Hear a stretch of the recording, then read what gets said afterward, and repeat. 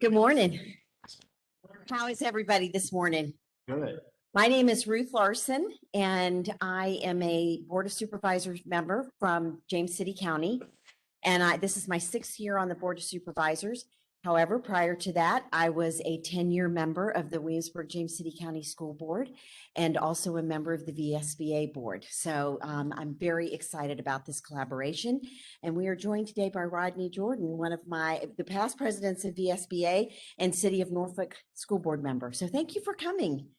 So what is being done here is a collaborative leadership program for boards of supervisors and school boards. The Virginia Association of Counties and the Virginia School Board Association are launching a collaborative leadership program at the VACo Annual Conference with the focus of bringing members of the boards of supervisor and school boards together to strengthen relationships and create opportunities for discussion and collaboration on behalf of citizens. We plan on hosting the same session at the VSBA Annual Convention, highlighting the James City County leadership.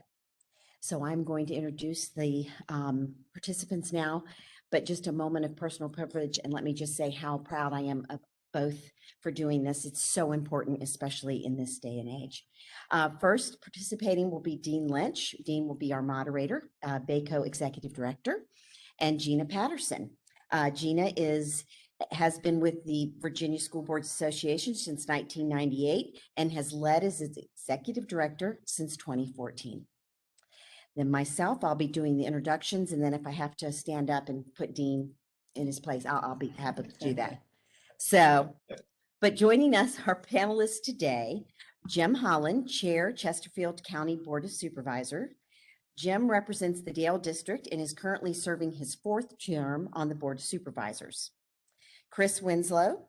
Chris is the Vice Chair, Chesterfield County Board of Supervisors. You represent the Clover Hill District and is currently serving his second term on the Board of Supervisors. Joe Casey, County Administrator, Chesterfield County. Dr. Casey has served as Chesterfield County Administrator since 2016, following 10 years as Deputy County Administrator for Hanover and Henrico counties. Ryan Harter, Chair, Chesterfield County School Board. Mr. Harter represents the Matoka District and was elected to the Chesterfield County School Board in November 2019. Ann Crawley-Coker, Vice Chair, Chesterfield County School Board. Ms. Coker represents the Bermuda District and was elected to the Chesterfield County School Board in November 2019. And Merv, pronounce your name for me, Daugherty, so I didn't want to mess that up just in case. Superintendent, Chesterfield County School Board. Merv has been with Chesterfield County Public Schools for 4 years. I think I've said plenty about myself, but if we'd like to give the chairs of both bodies an opportunity for an opening statement. Thank you, Larson. It is, and good morning to everyone. It's so wonderful to see you all in person. Let me just say that. And I've been looking so much forward to the VACo Conference. I always enjoy seeing you, all of you, and enjoy the discussions, the conversations. Now, I have to admit one thing. We've been on our very best behavior over the last few weeks, and we prepared for this talk. Dr. Casey has even asked Dr. Daugherty to not present the next school budget until after the conference. Thank you, Dr. Casey.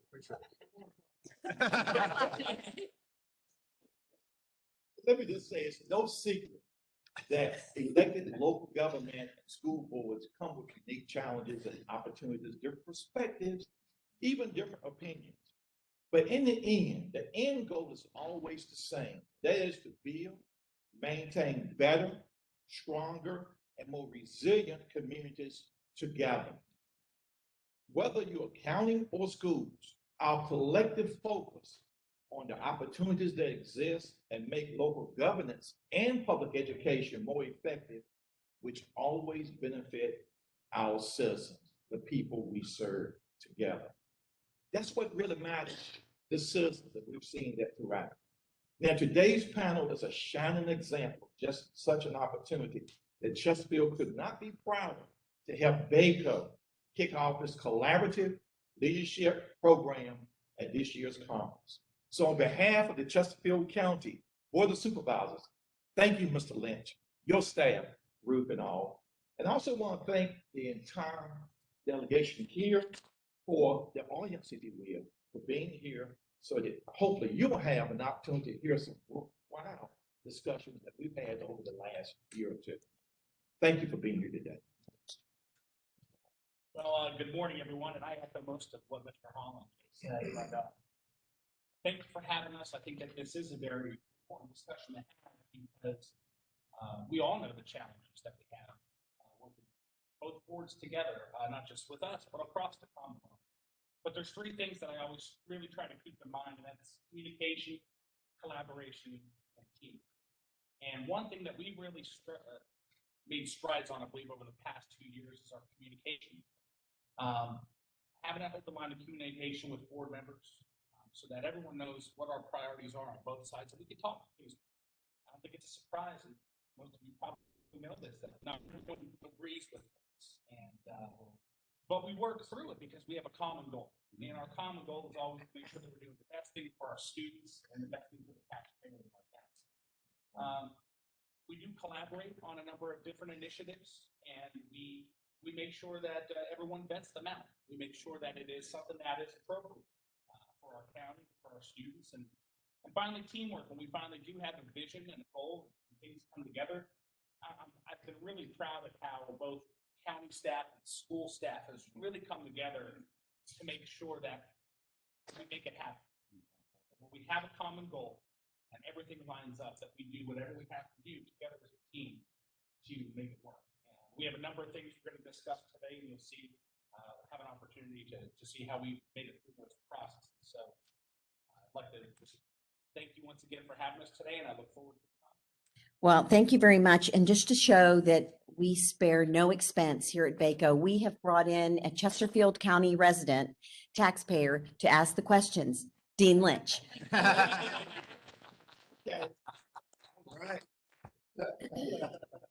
Yeah, I've got to say, I'm a little proud of my county for all being up here. But this is the first time we've done this kind of collaboration, this kind of session here at VACo. And you may be seeing it here at VACo, but if it wasn't for Gina and I getting together and talking about this and trying to do this at VACo, also trying to do it at the VSBA conference. And this is just the first of many of the collaboration of the discussions that are going to be going forward in the VACo community and probably in the VSBA community also. So thank you all for being here. Okay, I'll start with the vice chairs if I can. I'll ask the first questions. All right, and I'll see who wants to go first. I'll leave it up to you guys, but a healthy working relationship between a school board and the appropriating body is desirable. What are some of the things that a school division and local boards of supervisors listening to this session can take away as best practices when striving to work together and to improve the working relationships? I will start. So I think the chairs have mentioned some of it already, but obviously communicating with one another, making sure that you are not assuming what the other side might be thinking in regards to a particular topic, that you're actually spending the time to talk it out, showing that respect from the business side, because it's technically we're two business entities really, and making sure that we're showing that respect and that we're not throwing any surprises and things like that out in the public eye, because that's not what the citizens want both sides to be transparent. So again, just making sure you're having that dialogue and diving deep into those conversations and showing business the start. I agree, and would say that I think we all, starting from the premise that we all serve the same citizens, we have to think about the value that each of us brings as members of our boards and our skill sets. And when you do that and you understand individually who your board members are on both boards, and you can develop an appreciation for where they're coming from, and then I think have more collaborative conversations and be able to break down issues, maybe something that you don't necessarily agree on at first, but then you come back and say, well, what is the intent here? Everybody agrees most of the time on the intent. We had some discussions recently about vending machines for books in the school system. So some of these folks some of the systems now are doing that, and so everybody can agree that we want our kids to be at reading level or above reading level, right? And so how do we achieve that? And so it's just, how do you break these issues down sometimes, and what you're going to fund, how they're going to be funded, and how programs like that will be sustained in the long run. We try to just try to break it down. I think a lot of times you can reach consensus better that way if you're not just hung up on the issue up here. Say, okay, well, what's the intent? And try to reverse engineer it, if you will. Thank you. I'll go to the Mr. Chairs down here. What have you all done jointly or individually to educate the community on the role of the school board versus the role of the local board of supervisors? And what, if any, steps do you take to educate members of each respective board on the duties of the other governing board? Thank you. That's excellent, because I'll start with what my colleague just said, communications. And I've always said a business problem is really a communications problem in disguise. With respect to local government, we use the media very effectively. We have a great media, we have a great staff, as you can see here today. And when you communicate, first of all, we've had early on this year, as chair, vice chair, and we discussed a lot of issues. We had some exciting things to do in Chesterfield this year. In the midst of the pandemic, we passed 2 pay plans that we started, one for public safety, our police, our fire, our MES, and the return on investment in terms of morale has been phenomenal. In addition, we took the next step and passed the teacher pay plan. Now, to eliminate compression, we got together in January, we talked about budget issues. It eliminates less problems, less confusion in the community, because they know who's doing what collaboratively. It's working together, because, of course, we have to make sure the dollars are there. That's very important. We have to make sure that our school officials are on board with that. So we leverage technology very effectively. And think about it, it's more easy now to communicate than ever before in history. We have so many modes with podcasts, with Zoom. We have zooming in and out. We also did one thing in Chesterfield that was very effective, which is Blueprint Chesterfield, where we go out in the community, listen, get feedback from every sector of our community about the budget, the blueprint. We put it online. We use those tools for budget, to looking at related matters. We use collaborative community meetings to work together with our school colleagues. We often at the same meeting, and many times a school board official will have a question that may cross into the board of supervisors, but we handle it collaboratively together. And we also attend each other's town halls to share jointly what's going on with the budget, what's going on with our schools, their challenges. Let me give you one example. In October, maybe you had this situation to occur. We have a shortage of 100 bus drivers in Chesterfield County. We're a large county of 465,000 people.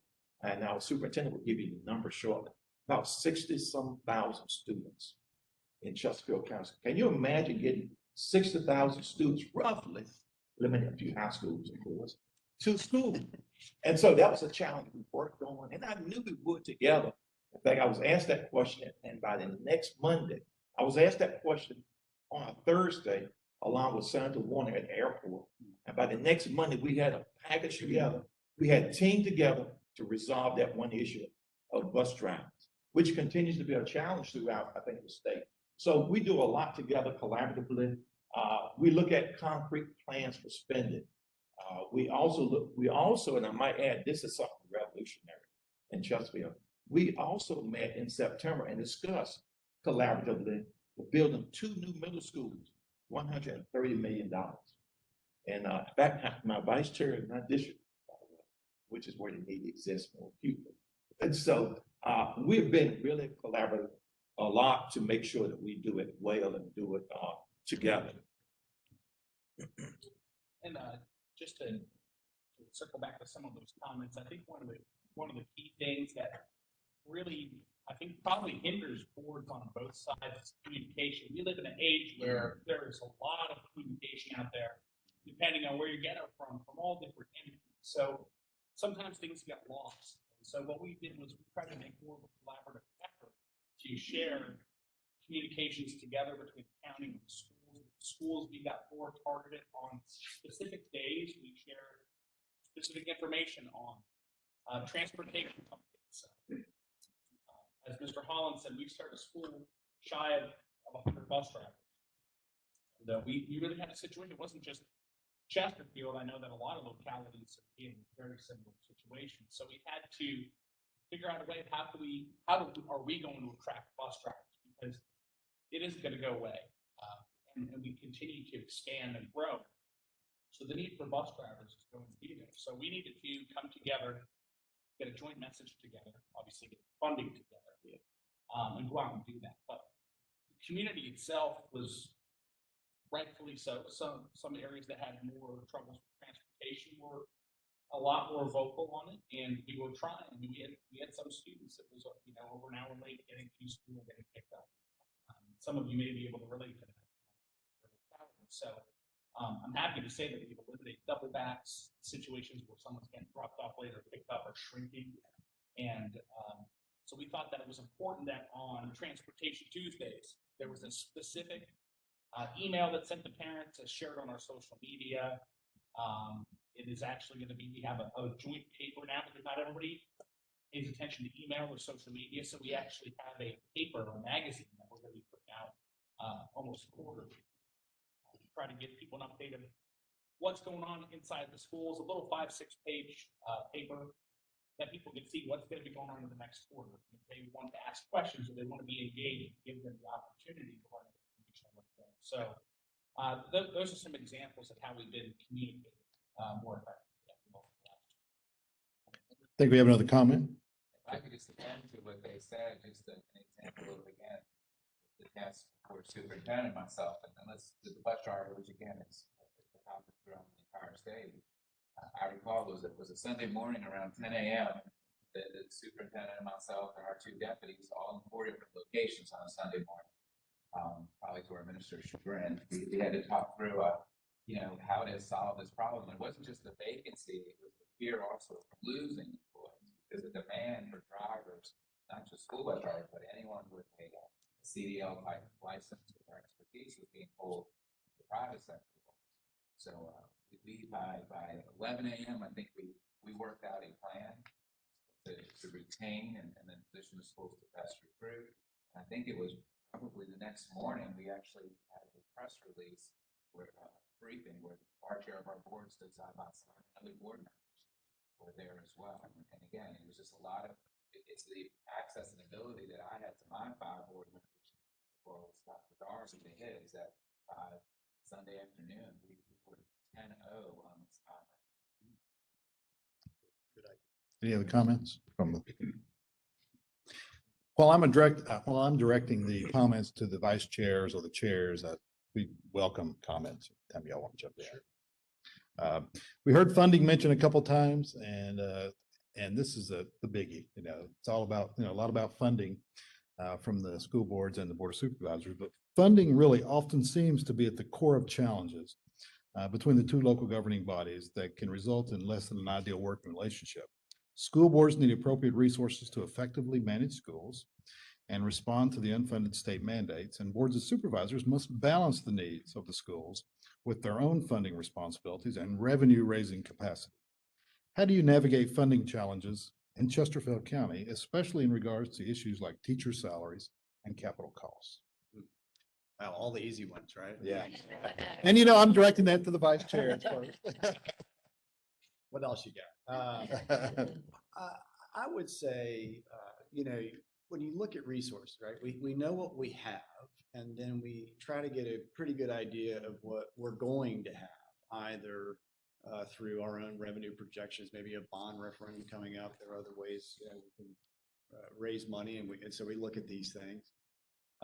And I think that we have had very good, again, going back to communication about how we can best posture the resources we already have, and then position ourselves for the best success for the resources coming through the door. I mean, I think we just heard about ARPA in the room next door. Many of you, I'm sure in your localities, have received these funds, and through the genius of our budget department, they have been able to move some monies around, and we've been able to position ourselves for 2 new middle schools 1 year prior to next year's bond referendum, which we already have planned. We know we need 2 new middle schools. We know that. Schools know that. Board of Supervisors know that. And we jointly recognize that. So to be able to position that that money to go into infrastructure is a win for both boards and for citizens, and they see that type of collaboration, cooperation, and it's just, it's great. The other thing I would say is, and there's a lot of examples. I'm not going to eat the whole pizza here, Ann, but the other thing I would say is there are some things that we can do sometimes to make the political things non-political. What do I mean by that? A few years ago, we engaged with Microsoft and some of our top IT people and other brilliant finance folks in the county to come up with an algorithm which we call Stratus. And if you're on Google and you type in Chesterfield Stratus, you can take a look at what this program does. But it essentially takes out of I think, an environment where things could be misconstrued, or plans for this school or that school or a library or police station. In terms of the Capitol building space, it takes the politics out and basically shows you where the demand is geographically in the county for a new school. It might be a new elementary school, might be a new middle school, might be a new high school, might be a police station, might be a new library. But it shows where the demand is for these things visually, and it's updated all the time from millions of lines of code that Microsoft and our team has put together. We have one supervisor who calls it the brain, but it essentially has taken off of the table sort of these fights that could have existed about where new buildings should go.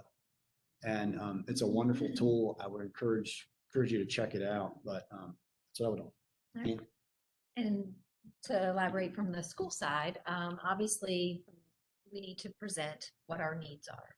What do we need? What do we have to make sure that we're very clear in what we are presenting or what we need as well. We also need to provide a list of some things that are going to enhance our school system. Needs versus wants. So you have, the wants that one not change year after year. So if it's something that's on our list and we provide that to the Board of Supervisors, that we are providing those same things if we weren't able to fund those. But the first thing we need to make sure is we're very clear in what our needs are from a school division.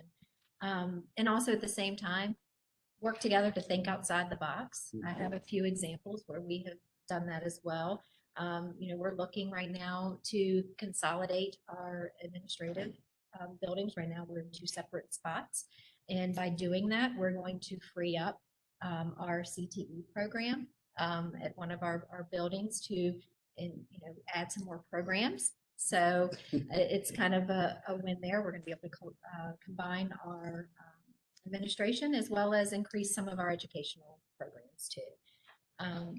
The other thing that we actually just had a joint meeting on in September, and where we talked about the 2 new middle schools, also looking at a piece of land where we're going to be able to put an elementary, a middle, and a high school eventually, and be able to combine some of those common spaces. So again, it's kind of thinking outside the box, and how can we spend our money more responsibly.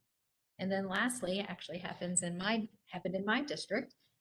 We took an existing older elementary school and repurposed it into a early childhood learning center, which has been phenomenal for Chesterfield County in proudly for the Bermuda district. And, so just being able to look at a situation that you might be in and figure out how you can improve it. That's a beautiful segue to the Dale District. We had an old elementary school, 100 years old, have been renovated many times over. And the last renovation was a wonderful gym and cafeteria.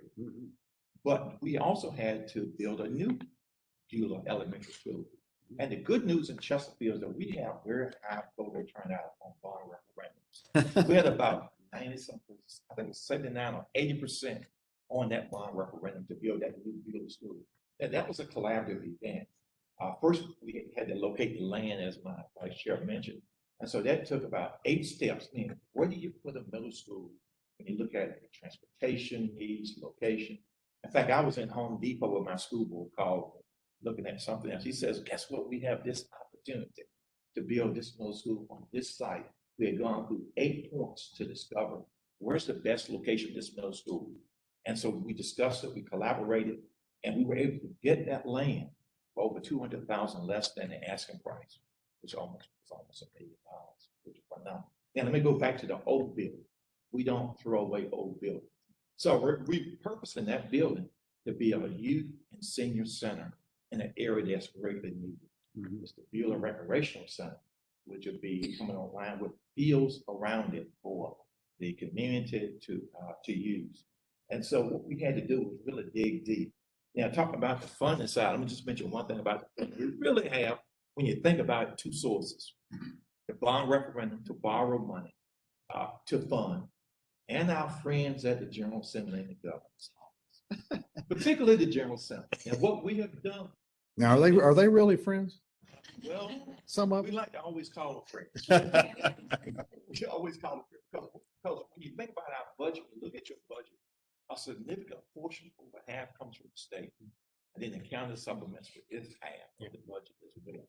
And so when we look at that, we really have to, what we learned years ago is that we have to pool our resources together collaboratively and work with all our delegation. We meet with them each year before they go to Richmond to make sure they know where we are, and we share our input and what we need, specifically what we need. And so that funding piece is a very important part, but we have to do it together. And I think we've done that very effectively. And so just pleased with the collaboration again. The school board was saying, yes, we will work with you. We will collaborate. And now my distinguished colleague from James City mentioned that yesterday in our director's meeting. Thank you for sharing that input as well. So thank you for that. So funding is a very important part, and we'll talk about funding more because that's one of the things we discuss a lot. And I might also add that we're working hopefully to get this General Assembly to fund even more education, because when they don't, we do. We have to, or else our students, our teachers, and our citizens are lacking. Mr. Daugherty? When I got here November 1st of 2018, I had a chance to meet with each board supervisor doing the 100-day tour. But what I noticed was that there was a lot of communication about budget issues. And one thing that I remembered from my very first meeting with even the entire board supervisor was that show us where you're going to spend the money. Just don't ask for the money. Just don't ask for what you think you need. And so I always tell my responsibility is show them the need, but also show them why. We talk about budget all year. We didn't wait until October. We've been talking, as soon as we passed FY22, we started talking about FY23. Yep. And I think the one thing that's helped us, I know at least since I've been here, from starting my 4th year, was being transparent and making sure that we have a trust with each other. And I think that a big thing, and I'll say it again, what was missing when I got here. And it wasn't just myself, but it was talking with Joe a lot, talking with my board members, that if it comes out of our mouth, it's true, it's what we need, and you don't backpedal. Here's what we need. Here's why we need it. Things we talk about, and sometimes we'll get a no. And then I cry and beg and please give it to me. But, I think, what's helped, especially in our last couple of projects, was very open communication, very transparent. Everybody saw the need. The key was, we know they only have so much money, but we need that money. And they know we need the money, but we have to have a balance because there's other things in the county as well. And I think that communication helped the Board of Supervisors and a lot of our citizens understand where we were coming from. And we weren't just saying, I just want all this money because I think it's great to have. No, here's why we need the money. And from the day one to the day we signed the budget, that message stayed the same.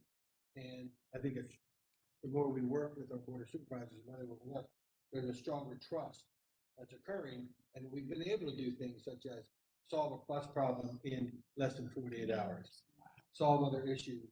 The Chester Early Childhood Learning Center is an unbelievable example. County coming to us and said, hey, we like what you're doing. Could you use this building for educational purposes? We said, we'd love to have it back. We built a new Harrogate School a mile down the road. Can we have this one? We went to them and said, we'd like to put a 2 and 3 and 4-year-old center here. We think we'll service over about 400 students. Are you okay with this? Can we go ahead and offer free before and after care working with the YMCA? They trusted us. We opened it up in August.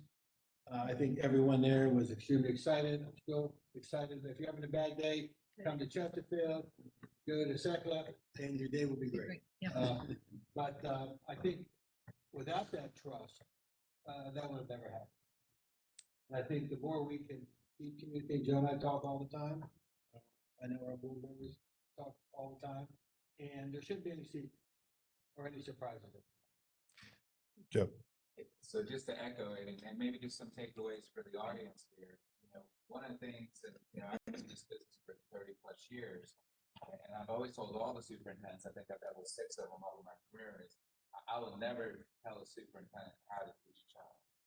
That they are the experts in that field, and through their school board, committees, teachers, and all these things, they know how to teach a child. In fact, I said, anytime I ask a question, it sounds like that I'm just really talking as a parent, or maybe because my wife told me to ask the question. She's a teacher, she has a little more authority on something than I do. But one of the things I think we have come to the realization of is we respect what the schools say they need.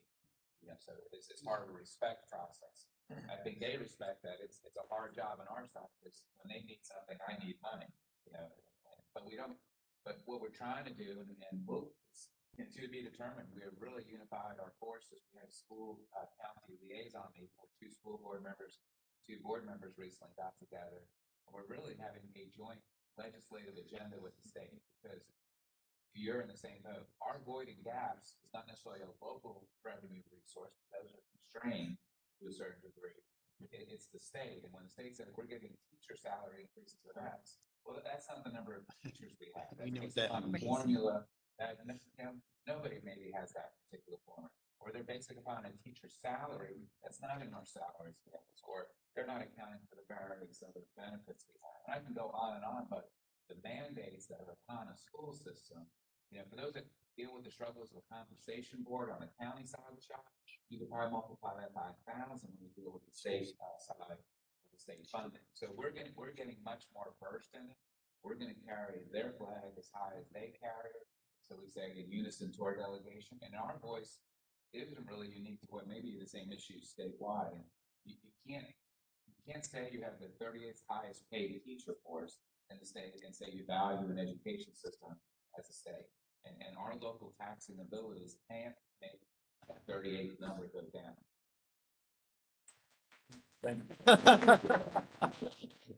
We're done here. We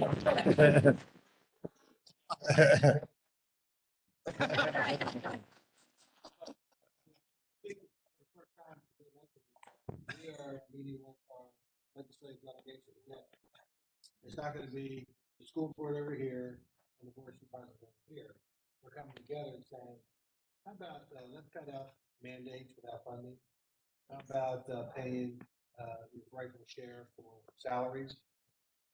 This first state I've ever been in that the state didn't help with construction. So I find it interesting that we can come to the table together And that one voice is gonna have multiple voices to try to get our delegates to do something. And I think just to tack onto that will be noticed. If boards of supervisors and school boards start doing this and come together where they can and have both seals on these letters we all send to our delegation, I do think that will start to generate notice because it's one voice at that point on unfunded situations. You know, just an editorial comment. I want to take a privilege here as the chair. You know, it really sounds like I was going to ask a question. Well, okay, I hear all this collaboration, I hear all this communication, but how do you get to one single mission? And it sounds like that the single mission is ongoing all the time through every communication, since it's not just one time a year or 3 times a year. I mean, it's truly on legislative issues and everything else. Is that correct? Is that correct? It doesn't do us any good to be negative. Not gonna help. It doesn't do us any good to have one person. So how do we resolve the problem? And can we, like, getting rid of decompression and salary, we knew wasn't gonna be solved in 1 year. Which we worked out together. in the study. That's still gonna occur. But, you know, we just get mad, walk away, and say, well, we don't care. Let's do a good thing for our students. For the county. And we noticed that we have less people complain about what we're doing as a group because we're working together. We press conferences together. And this was a joint agreement. The electric buses. The people, oh, I can't believe the electric buses. We had 2.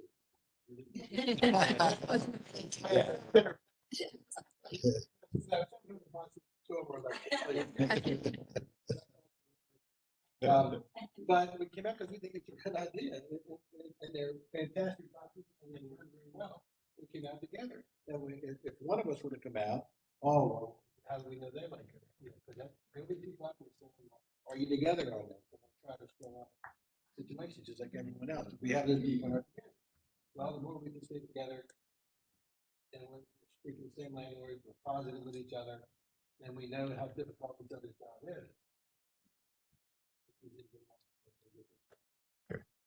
I do think, there's a connection to an initiative they have that sometimes the county could say, well, that's theirs, not ours. And I think when they have something, if there's any connection that we can have, that we can also take ownership over the same initiative, like this whole early learning academy, it was a school that was being moved. So we had an entirely empty elementary school. And you get initial county plans where traditions are schools turn the building over to us. We determine what we can do with it, maybe demolish it, make it a park. I mean, we do traditional county objectives. But when the school said, hey, listen, we may think that this is a unique opportunity to turn an entire elementary school into nothing but 3- and 4-year-olds to help prepare them. Well, that matches exactly to our goal is that we want children to be able to read by the 3rd grade at very high percentages. We want them to be a productive person by the time they graduate high school, to be in the workforce, to be part of the community. So we connected those things together. So when they added an entirely additional school to the allotment, we could figure out how to attach ourselves to it to support it. And, and again, so we're there every step of the way with them. That learn to read and then read to learn the rest of your life. And so that's we try and look for those connections. Whereas before we might have been traditionally silo based and doing this all county thing for something with not a school setting. Next question to the chairs. Okay. With the infusion of ESSER dollars and ARPA money, for those of you who may not know, ESSER is the Elementary and Secondary Emergency Relief Funds. ARPA is the American Rescue Plan Act dollars. With the infusion of those dollars into localities, how do you, or have you started coordinating the use of those funds to support shared goals or a shared mission? And how do you make that money last longer in Chesterfield County? That's a great question. Thank you. Well, first of all, we must understand the spending guidelines. As we heard our senator this morning, their eyes are upon us. They're watching us as how we spend these one-time infusion of dollars in our school system and our county. And so we have to make sure that priorities are set between projects, schools, and the county. And we have to avoid, this is very important from a budgeting standpoint, we have to avoid spending one-time funds for long-term needs. You cannot do that because the future is tomorrow. And once you get past that dilemma, then you have to fill that budget and that school budget, which you know you have to fill for the most part. And so we've done a phenomenal job in the county, and I want to applaud our staff, Dr. Casey, and certainly Dr. Daugherty, for their attentiveness to the funds and what the needs are, what the guidelines are, to ensure we do not err in regards to that. And we also look at our shared resources. We combine our resources, for example, with our print shop. We combine our print shop with schools and county so that we are more efficient. Our audit functions are just more efficient. Our purchasing functions are very efficient. They're collaborative, and we communicate with each other in that regard. And so when we look at these opportunities, we also share it with our community. It's on our web page. You can see where the dollars are spent, and you can see what we're trying to accomplish. What are our goals and objectives? And we have to lay it out in our CIP, our long-term spending program, as well as, for example, the schools have been mentioned earlier.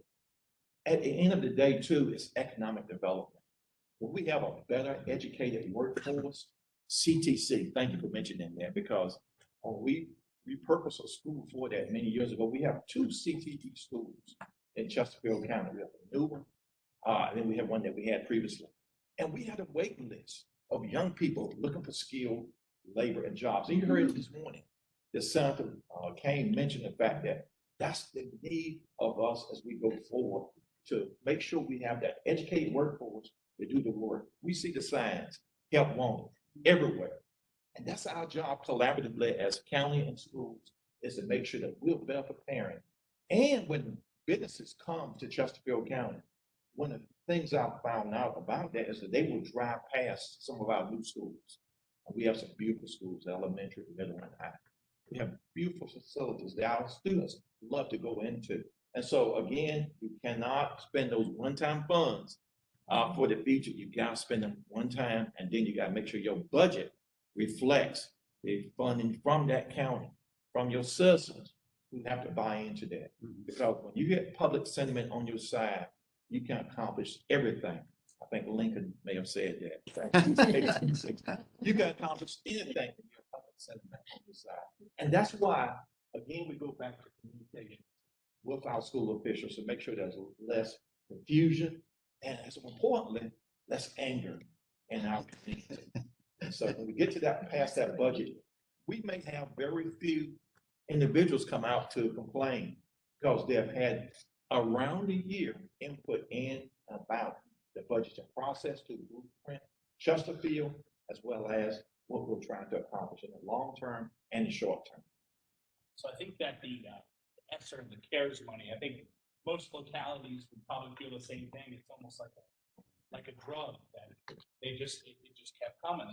So I'm going to be honest, the silver lining of everything that happened with the pandemic, those additional funds for things that we would need for one-time costs have been instrumental. We've been able to use a lot of it for maintenance. We've been able to use a lot of it for personal protective equipment. But one thing that we always did want to keep on our mind is this won't be here forever. And it is great that we have it, and we need it. So we do always keep that forefront of our thought process as we go through our budgets, that we may be able to use money from CARES and ESSER for this, cover this. We did our the past 2 years, and we know we're going to have this for the next year or two, lost learning. And we used a large amount of that money to staff up our summer programs, our summer learning programs for our students. But we know that that's something that's going to continue for the next couple of years. So we've already come up with a plan where we marry that stuff into our budget, because that is going to be an expense that we didn't have before. And while we are able to use some of this federal funding now, we do know that it won't be available. A lot of the things that we have done together collaboratively, we've looked at even on both sides. County has different strings, what's attached to that money and what the schools has, and we've kind of been able to look and see, well, where can we both use our money as effectively as possible, be under both sets of guidelines. And I think that we've done a really great job of doing that. Mr. Holland hit most of these. Let me ask a question, just to kind of educate me a little bit. the ESSER money, I know about the ARPA dollars because that's local government more or less, but the ESSER, I'm not that familiar with wholly. So is that a direct appropriation to the schools, the ESSER dollars? Yes. Whereas the ARPA is a little different. It's appropriation to the county. Well, there was so much money. Yeah. It's at the bottom. But the one thing that Chair spoke about, when we were getting ready to spend either there's 1, there's 2, or us, Okay. we talked with the county. We talked with Matt and also our CFO. We talked with, here's how we're going to spend our funding, one-time funding. So we went in and replaced, helped with HVAC and building. You know, there's called the Merv 13. I don't have anything to do with it. You know, we had to replace every one of our buildings, make sure we got enough air going through the building. We went in and we changed all of our lighting in our buildings to be more efficient. Touchless water fountain, touchless. We had bottle, took the water fountain out, put the bottle installers in the bathroom. We did the same thing. And so we knew it was one-time funding that was going to save us money in the long run with their maintenance funding. And then we decided to go with our ESSER funding, the funding that we could use for majority of it was instruction.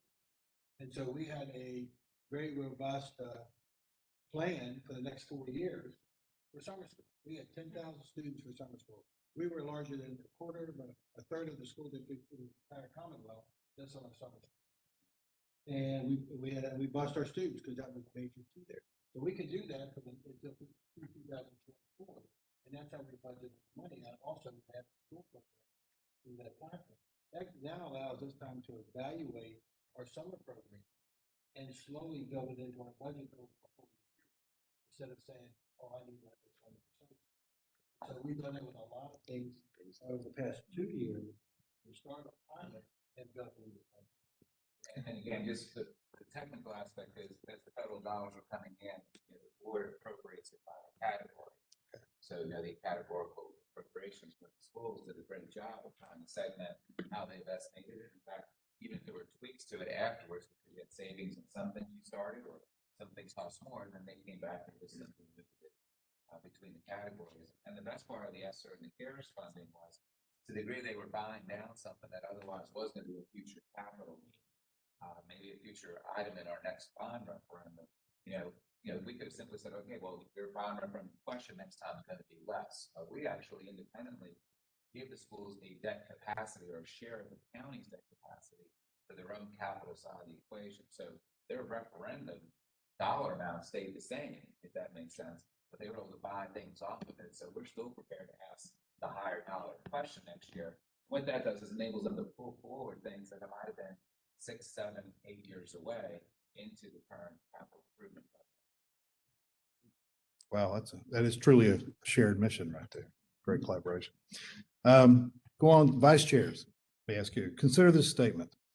Successful school board and board of supervisor collaboration requires frequent diplomatic conversation, both in and out of shared sessions. What does that look like in your locality? Well, I will speak just personally with my counterpart on the board of supervisors. Jim Engel and I decided, we were both newly elected this last term, and we set a every 2 week, 30-minute conversation. We both have other jobs, believe it or not. And so we knew we needed to schedule something where we could continue to have conversations, whether there was something like a hot topic that we needed to discuss, or it's just, hey, what's going on in your world? And let's just kind of start a dialogue. So that was, I would say, hands down, has been the best decision that we've made. And we've been able to continue that open dialogue and that open conversation. So highly recommend that. It has also led to a lot of problem solving just within our own district as well. I think it was mentioned before, but being a part of each other's community meetings, town hall meetings, and because you never know when a question's going to come up that's for the other side. So it's always good to have representation there to be able to speak on that. And I would say those are my 2 big takeaways. Of course, you know, we have a liaison, standing liaison, board of supervisors and school board committee that meets. And we have our our 2x2s, we have our chair, vice chairs. It's all these ways that we communicate. At the end of the day, though, it's about trust. And I think that trust is really best visually seen in a lot of these things you've heard about today. And then pilots, Joe just mentioned, and Merv too, these pilot programs. I'm a big fan of pilots because even if you're not completely convinced on something, maybe you could try it out and see how it goes. Maybe it's not the best idea. Maybe it's a half a good idea, right? There's a scale. There's always a sliding scale about how good an idea might be. We're dealing with a turf field issue in the county right now. We have some long-standing fields, one in Jim's district and one in mine at one of our high schools, that need to be replaced. These fields need to be replaced. So do we go in and replace them traditionally with a grass field? Or maybe this is an opportunity to do a pilot for a turf field. I think it's a great idea. I do too. And you just, and we won't know. We'll evaluate that, right? We don't have the time now to evaluate, is this working? And that has yielded a good conversation and a memorandum of understanding between our boards on how those fields will be available to the public. Traditionally, at least, I don't know how it is in your counties, but traditionally in Chesterfield, the high school football coaches have guarded these fields. I think they sleep there. Because don't try to get on that field and do something without some eyeball popping out and saying, all right, what are you doing on my field? So, I think with that memorandum of understanding, the schools recognize and the high school football coaches recognize that they have to share a little bit more because there's an increased public utility that comes with a field that is never in a poor playing condition, right? These things are playable 365, 24/7. And so, weather permitting, of course, lightning, we don't want lightning, but other than that, somebody's writing this down. This is being recorded. Tornadoes are okay. Winslow says so. But I look at those pilots really as continued evidence of our collaborative spirit and that we're all still in this tree of trust together, and very grateful for that. Anybody else? Yeah, I might add, I think that's excellent. We have committees, as mentioned, liaison committee and finance and audit committee, and we dig deep in those committees and allow them to research. Plus, as Ann mentioned, which I think is excellent, we also communicate with our colleague on the school board. I have a colleague I'll send emails to that I get about school issues. Well, I'm not quite sure on this, but I'm sure she can handle it. And she does usually very well. And so digging deep on those issues. And of course, also it helps me, I might say, to have in my household a retired educator who's really knowledgeable about the school system. My lovely wife, Judith, I might mention. It helps me a great deal. I get an earful, by the way, on educational issues at home as a supervisor. And so working on that and collaborating, communicating, emails, and of course, I might also add too, along with that, we're looking at third base study.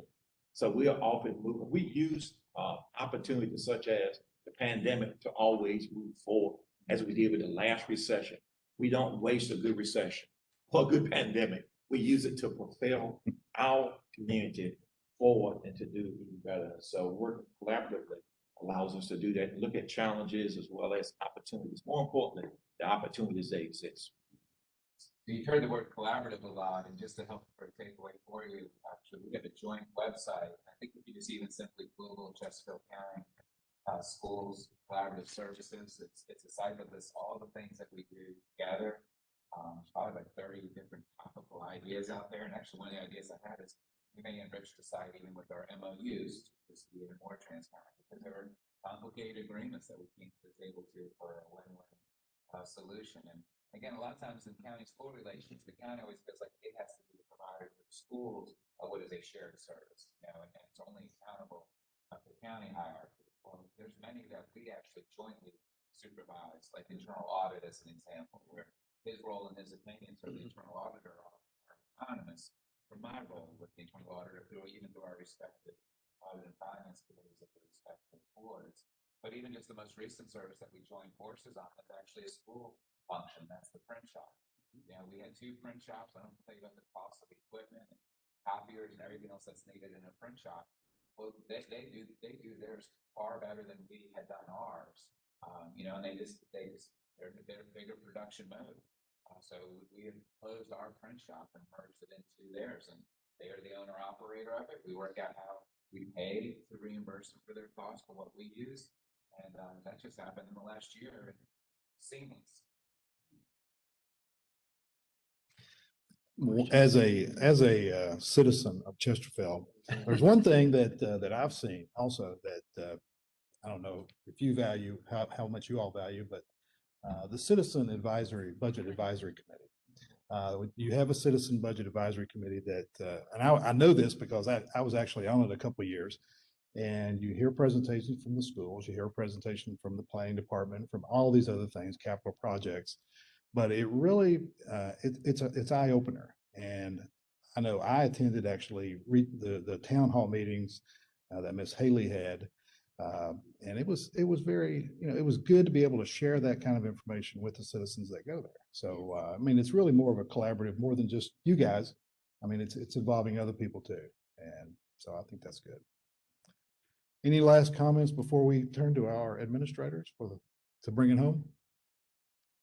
All right, Mr. Daugherty. No, I think we've heard a lot of information. We do disagree. What? But I think what's important. We're talking collaboration here. We're not talking disagree. We don't use that word. But we know how to resolve the issue, and I think it's because we respect one another. And I think our society has lost that. Lose respect of people, you really should be around people. And so I respect what they have to do. And I think that's extremely important. I know that if I'm going to be successful with our budget, I have to make sure expectations are fully understood with my school board and with the board of supervisors, which not the case it is to. But I always try to also make sure that there's a lot of positive in what we do. We do a lot of great things in Chesterfield. We're proud to be fully accredited. We're 63,000 strong. We travel 9 million miles a day. We serve 6 million meals. We do a lot for our kids. And our parents are going to help us out a great deal. And so I always have to make sure that all the people on the table, colleagues, understand the great things we do as well. And we want to keep moving forward. An example, again, is the 3 or 4-year-old center that they trusted us enough to take over the building, and we hit a home run with it. So. Thank you. Joe? Yeah, I'll just close and just saying, when I first met Dr. Daugherty, my opening line was, "You're my new best friend."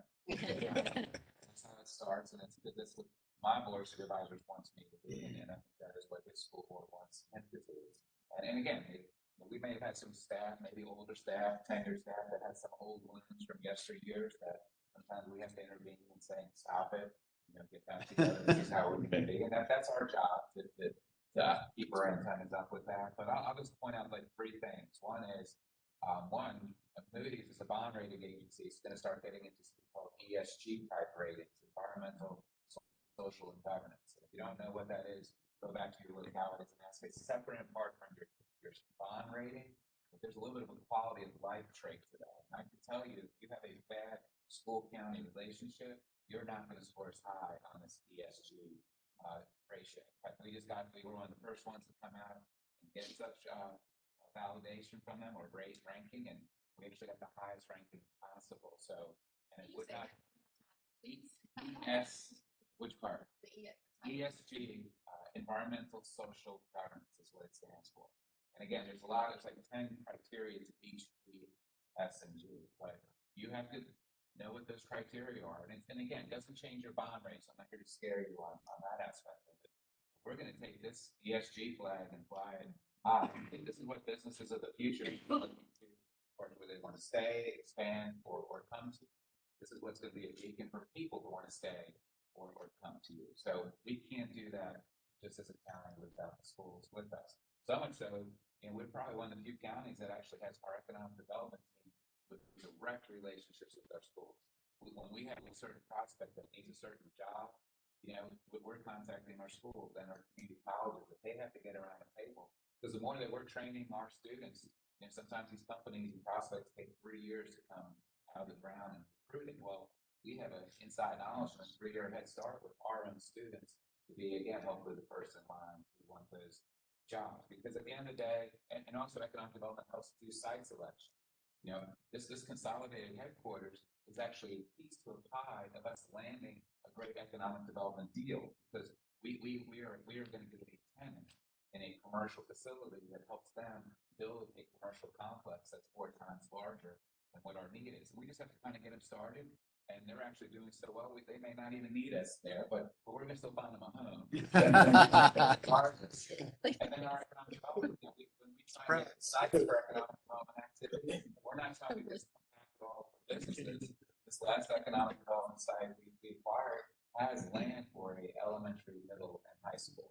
And we gave the schools at the front row seat saying, where would that configuration of those schools best be fitted? And then again, it's just a nice exercise.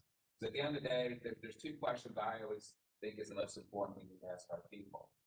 One, for student alumni, that is, did the schools do their job in preparing that student for life and work? And it's a yes, no answer. And then quite frankly, the other question is more so on us. Did we provide a community or locality that was enabling to live that life and work? And if we can answer yes to both questions, then the rest is easy.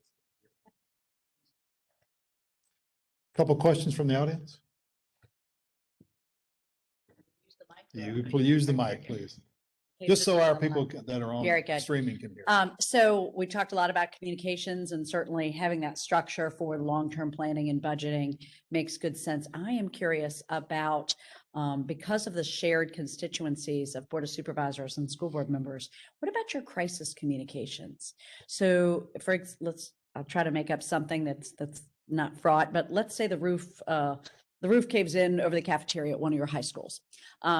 Before your what'll happen as a Board of Supervisor member is suddenly I start getting calls. What's going on at the school? What's going on at the school? So are you relying on school board members to find out from PR people that then they call each individual Board of Supervisor member, or, is the superintendent going to call the county administrator, and the county administrator, notifies everybody, or your PIOs, talking? I'm more curious about that flashpoint communications so that people aren't getting calls again from the public before people are notified. So I'll just take my seat and let you. Several years ago, before the pandemic, we brought 911 crisis team in, the police department, EMS, everybody else, the county, everybody. We purchased what's called the RAVAC. And so on all of our administrative phones, it comes up with a touch point. And so if there's a fire, if there's an emergency, shooter, happens, no matter what happens, administrator hits the button immediately. It goes right to 911. Geofence tells it who it is, where they are in the building, and what the problem is. As soon as that happens, 17 of our administrators get it, especially our chief of communications, notifies their chief of communications. If it's a serious emergency, I would notify Joe immediately. But we'll get an ambulance call every day from the school because someone has an asthma attack. Yeah. But we know every incident that occurs that requires 911, ambulance, or fire, or police. And so within a matter of 30 seconds, we've notified basically everybody. So it's for both boards. If we have an emergency, if it's an extreme emergency, they would be phone call. And that app came out of the school safety task force that we put together, which was a joint Board of Supervisors, school board, and community after some of the shootings several years ago. So we just kind of took another 360-degree look. And this was one of those sort of low-hanging fruit, I'll call it, recommendations, because it's affordable and it's something that any locality can do. And you don't have to use the Rave app. There's other apps like it And Yeah. the board of supervisors, we're very supportive. We've been on the task since I've been here. Every school having cameras inside and out. We're completely locked down, swipe entrance only, cameras get in the building.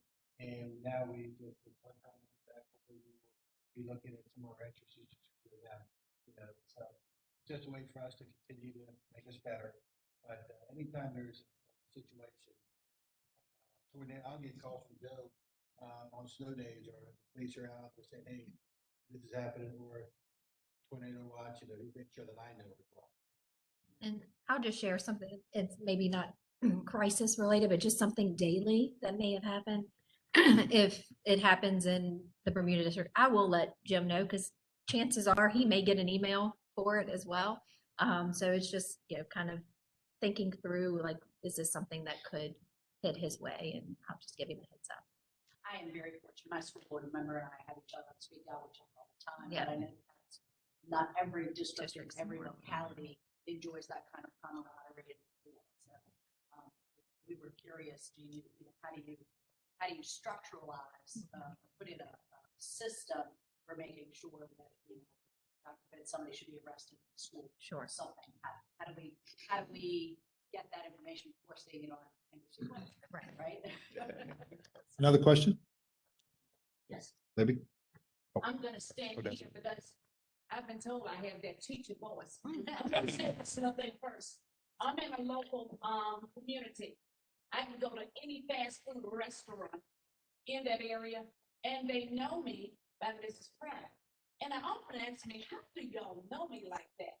They say it's their teacher voice that we remember from years back.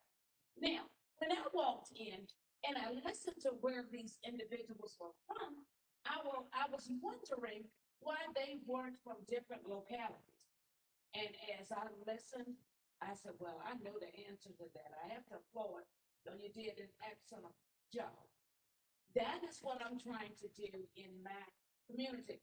I'm the vice chair of my county. I won't even mention the county's name. But since I've been on that board, this is my 6th year, my 2nd term, I have said you've got to communicate with the school board member from your district. It's very important. If you know what's going on and you bring those ideas together, when it comes time to that budget, of which that school district has the biggest amount of money, then we won't have the fussing and so forth. You've done an excellent job. And the second thing I want to mention that you talked about throughout, one of the things that I proposed to do when I was running was to keep the people in all the districts, in my district especially, communicating about what's going on. Town hall meetings, I promised. I've not had them in 2 years because of the pandemic, and I've missed that more than anything. We just recently hired a new county administrator, and he said, Dr. Brian, are you thinking about going with the town hall meeting for the upcoming year? And I said, yes, I'm looking at possibly February or March, because at all my town hall meetings, I invited the county administrator and the school superintendent. And we found out more from those individuals, so I'm looking forward to that. Chesterfield County is doing a marvelous job. I enjoyed this presentation. Thank you so much. Thank you. I think that we are out of, we have one more. Oh, Libby, I'm sorry. Okay. I have a teacher voice, but I don't. Yeah, thank you. So I spent 15 years on the school board, and I kind of ran for county board in part because the relationships were so bad, and I was so upset with how it was working. This is great to hear.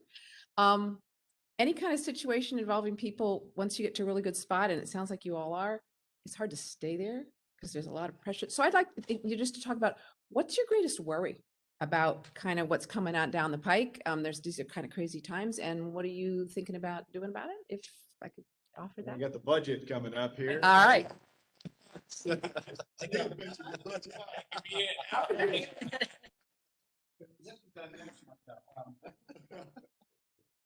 Discussions with the county, I don't know.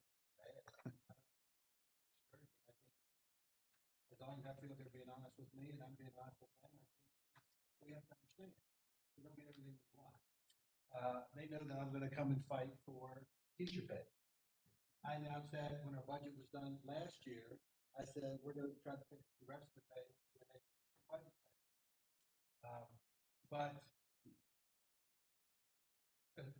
what worries me is that, not from this particular, but we're gonna change it in a year or two.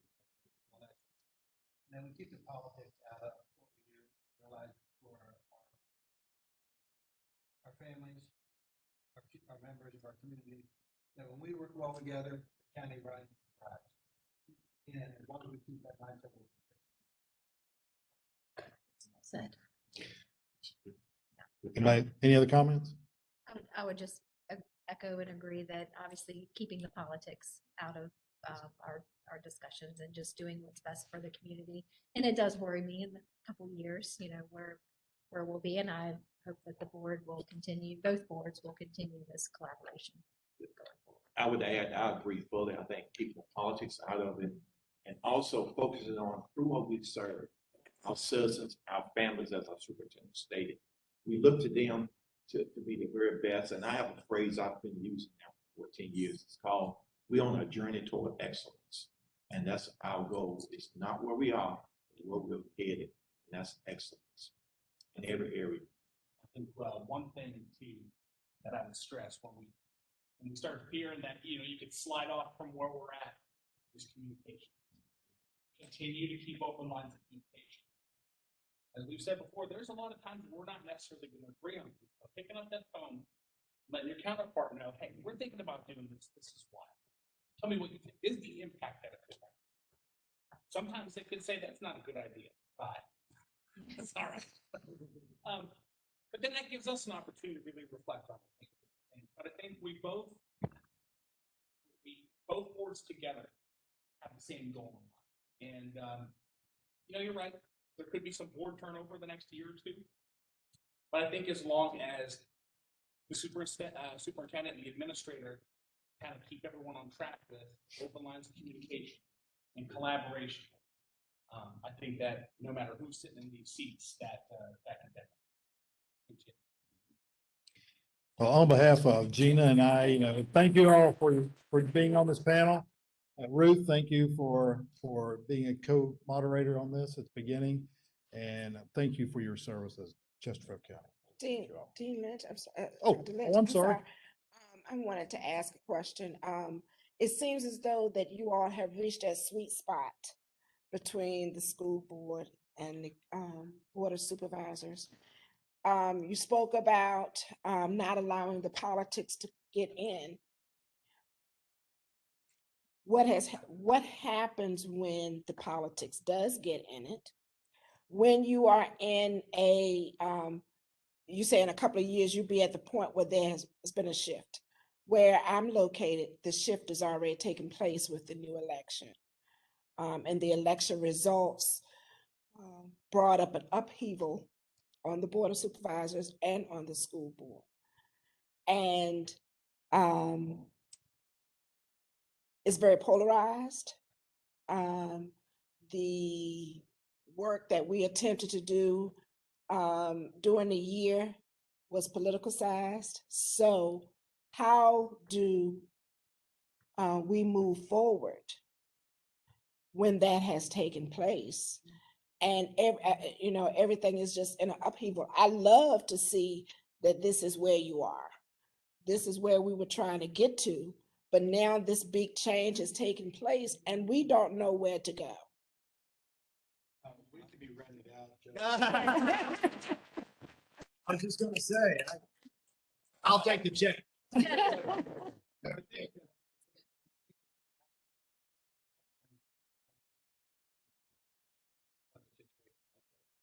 But I think Joe and I have a responsibility to try to keep the ship moving in the right direction and try to get people who are at the other end of the spectrum to receive somewhat, and how we can do that.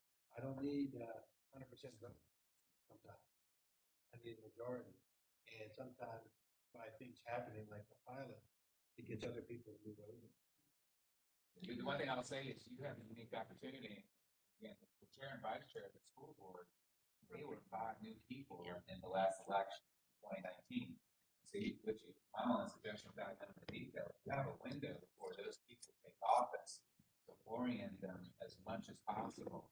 We took our chair and vice chair of the county to a meeting with the 5 newly elected school board members.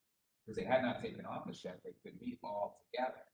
And so to have 7 out of 10 people have the longest, most purposeful conversation in December of 2019, I think it was. I'll look to that moment as, would you say here, you can think, oh, this has been going on for 10, 20 years. In some respects, it was that December of 2019 meeting that set the tone of how we're going to do that.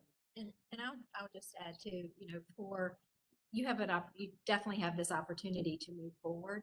So put the past behind you and just look Good, forward. that's good. Yes, yeah, and I would say prayerfully, I believe a lot in prayer, be civil, it takes 2 to argue.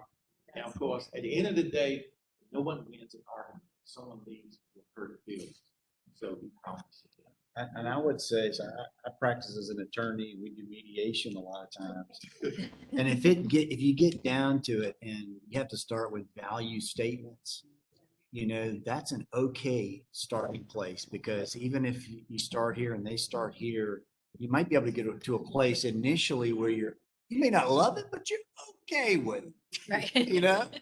And that's where I think people need to try to get to. Compromise is not a dirty word. You just got to get to that spot. We're okay. We don't love it, but we're okay.